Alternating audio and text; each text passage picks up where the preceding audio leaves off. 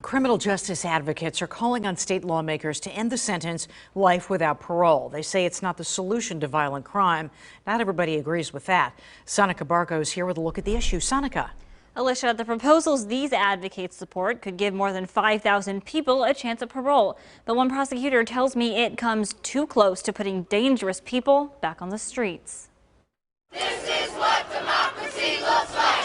To these activists on the Capitol steps, democracy is an end to life in prison without parole, with few exceptions. We're caging entire communities when we sentence people. Felix Rosado started serving a life sentence at 18. Nearly 3 decades later, he was granted clemency and released. I lived it every day. I know firsthand how brutal it is. He says these sentences disproportionately impact communities of color. 2/3 of people in prison for life are black, but black people make up just 12% of the state's population. There's a lot of talent behind those walls. Rosado is part of a group pushing for 2 bills. One would provide parole eligibility for almost everyone serving a life sentence. Another would grant the possibility for parole for old age or medical reasons. What do we need? Justice! But Dauphin County District Attorney Fran Chardo says that isn't justice at all. They took another person's life. They've deprived a family of this other human being forever. Chardo says people serving life sentences already have an option for a second chance. The clemency process. Rosado says that's too strict. Very few people get out through that way. But for Chardo, that's exactly how it should be.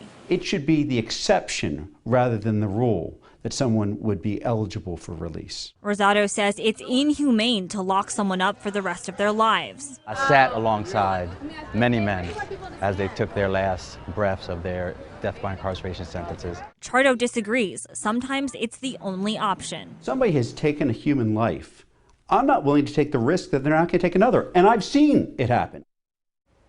Activists say instead of prison, they want to address violent crime by getting more funding for social services. Chardo isn't against that, but he tells me there still needs to be consequences. In the studio, Sonica Bargo, ABC 27 News. Sonica, thanks so much.